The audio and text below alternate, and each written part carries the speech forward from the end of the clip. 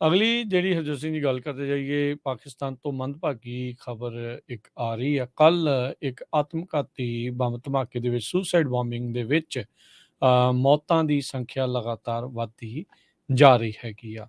ਸੋ ਹੁਣ ਤੱਕ ਇਸ ਦੇ ਮੁਤਾਬਕ 54 ਜਾਣਿਆਂ ਦੀਆਂ ਮੌਤਾਂ ਹੋ ਚੁੱਕੀਆਂ ਆ। ਖੈਬਰ ਪਖਤੂਨਖਾਨ ਇਲਾਕੇ ਦੇ ਵਿੱਚ ਇਹ ਜਿਹੜਾ ਆ ਰੈਲੀ ਦੇ ਦੌਰਾਨ ਇੱਕ ਸੁਸਾਈਡ ਬੰਬਿੰਗ ਹੋਈ ਆ। ਜਮਾਇਤੇ ਉਲੇਮਾ ਇਸਲਾਮ ਦੀ ਪਾਰਟੀ ਦੇ ਜਿਹੜੇ ਵਰਕਰਸ ਆ, ਉਹਨਾਂ ਦੇ ਦੁਆਰਾ ਇਹ ਰੈਲੀ ਆਰਗੇਨਾਈਜ਼ ਕੀਤੀ ਗਈ ਸੀਗੀ।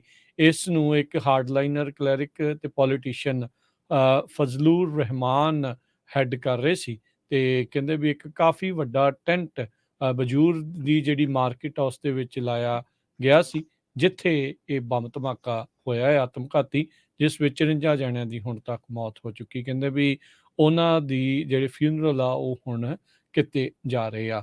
ਅਫਗਾਨਿਸਤਾਨ ਦੇ ਜਿਹੜੇ ਤਾਲਿਬਾਨ ਸਰਕਾਰ ਦਾ ਰਹਿਮਾਨ ਕਹਿੰਦੇ ਲੰਮੇ ਚਿਰ ਤੋਂ ਸਪੋਰਟਰ ਦੱਸਿਆ ਜਾਂਦਾ ਆ। ਇਸ ਤੋਂ ਪਹਿਲਾਂ ਵੀ ਇਸ ਦੇ ਉੱਤੇ 2011 ਤੇ 2014 ਚ ਬੰਬ ਧਮਾਕੇ ਕੀਤੇ ਗਏ ਸੀ, ਬੰਬ ਅਟੈਕ ਹੋਏ ਸੀਗੇ, ਜਿਸ ਦੇ ਵਿੱਚ ਇਸ ਦੀਆਂ ਗੱਡੀਆਂ ਨੂੰ ਜ਼ਰੂਰ ਨੁਕਸਾਨ ਜਿਹੜਾ ਉਹ ਪਹੁੰਚਿਆ ਸੀਗਾ। ਸੋ ਦੁਨੀਆ ਭਰ ਦੇ ਵਿੱਚ ਇਸ ਦੇ ਨਾਲ ਇੱਕ ਵਾਰੀ ਫੇਰ ਹਾਹਾਕਾਰ ਜਿਹੜੀ ਉਹ ਮਚੀ ਆ। 1000 ਤੋਂ ਵੱਧ ਲੋਕ ਕਹਿੰਦੇ ਉਸ ਟਾਈਮ ਉਸ ਵੱਡੇ ਟੈਂਟ ਦੇ ਵਿੱਚ ਸੀਗੇ ਜਿੱਥੇ ਇਹ ਆਤਮਘਾਤੀ ਬੰਬ ਧਮਾਕਾ ਹੋਇਆ ਆ। ਹੁਣ ਤੱਕ 54 ਜਾਣੇ ਜਿਹੜੇ ਇਹ ਮੁਰੇ ਆ। ਇਹ ਖੈਬਰ ਪਖਤੂਨਖਾਨ ਦਾ ਇਲਾਕਾ ਅਫਗਾਨਿਸਤਾਨ ਦੇ ਬਾਰਡਰ ਦੇ ਨਾਲ ਲੱਗਦਾ ਆ।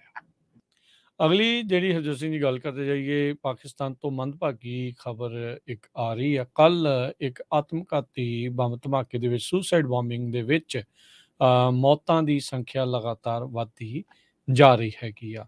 ਸੋ ਹੁਣ ਤੱਕ ਇਸ ਦੇ ਮੁਤਾਬਕ 54 ਜਾਣਿਆਂ ਦੀਆਂ ਮੌਤਾਂ ਹੋ ਚੁੱਕੀਆਂ ਆ। ਖੈਬਰ ਪਖਤੂਨਖਾਨ ਇਲਾਕੇ ਦੇ ਵਿੱਚ ਇਹ ਜਿਹੜਾ ਆ ਰੈਲੀ ਦੇ ਦੌਰਾਨ ਇੱਕ ਸੁਸਾਈਡ ਬੰਬਿੰਗ ਹੋਈ ਆ। ਜਮਾਇਤੇ ਉਲੇਮਾ ਇਸਲਾਮ ਦੀ ਪਾਰਟੀ ਦੇ ਜਿਹੜੇ ਵਰਕਰਸ ਆ, ਉਹਨਾਂ ਦੇ ਦੁਆਰਾ ਇਹ ਰੈਲੀ ਆਰਗੇਨਾਈਜ਼ ਕੀਤੀ ਗਈ ਸੀਗੀ।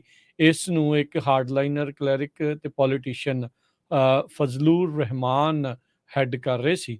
ਤੇ ਕਹਿੰਦੇ ਵੀ ਇੱਕ ਕਾਫੀ ਵੱਡਾ ਟੈਂਟ ਬਜੂਰ ਦੀ ਜਿਹੜੀ ਮਾਰਕੀਟ ਆ ਉਸ ਦੇ ਵਿੱਚ ਲਾਇਆ ਗਿਆ ਸੀ, ਜਿੱਥੇ ਇਹ ਬੰਬ ਧਮਾਕਾ ਹੋਇਆ ਹੈ ਆਤਮਘਾਤੀ, ਜਿਸ ਵਿੱਚ 54 ਜਣਿਆਂ ਦੀ ਹੁਣ ਤੱਕ ਮੌਤ ਹੋ ਚੁੱਕੀ। ਕਹਿੰਦੇ ਵੀ ਉਹਨਾਂ ਦੀ ਜਿਹੜੇ ਫਿਊਨਰਲ ਆ ਉਹ ਹੁਣ ਕੀਤੇ ਜਾ ਰਹੇ ਆ।